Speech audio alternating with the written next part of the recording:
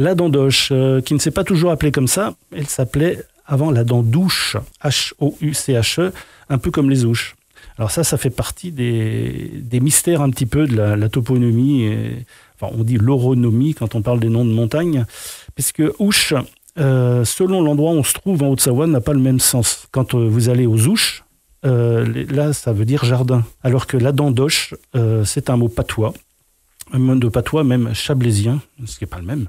Et une hoche ou ouche, c'est une encoche. Alors le nom de la dent d'Auch était donné en fonction de sa forme, où il y a une entaille en fait dans la montagne. Une hoche, c'est ça, c'est encoche ou entaille. Voilà. Pour l'info, d'ailleurs, l'Auch, c'était aussi une ancienne mesure agraire, mais en fait, ça n'a pas de rapport avec le nom de la dent d'Auch. Sur la dent d'Auch, il y a un refuge qui a été construit en 1910 et qui avait été placé là parce qu'il était vu de tous les côtés de la montagne. Bon. Et il a été inauguré donc en 1914. Aujourd'hui, à cette époque-là, on estimait déjà à 2000 le nombre de touristes qui venaient chaque été sur la dent d'Auch, ce qui était déjà beaucoup. Aujourd'hui, il y en a évidemment beaucoup plus. Sur la dent d'Auch, il y a quelque chose qu'on retrouve énormément dans le Chablais, ce qui permet de faire une petite histoire sur ces fameuses croix qu'on trouve au sommet de beaucoup de montagnes en Haute-Savoie et notamment dans le Chablais.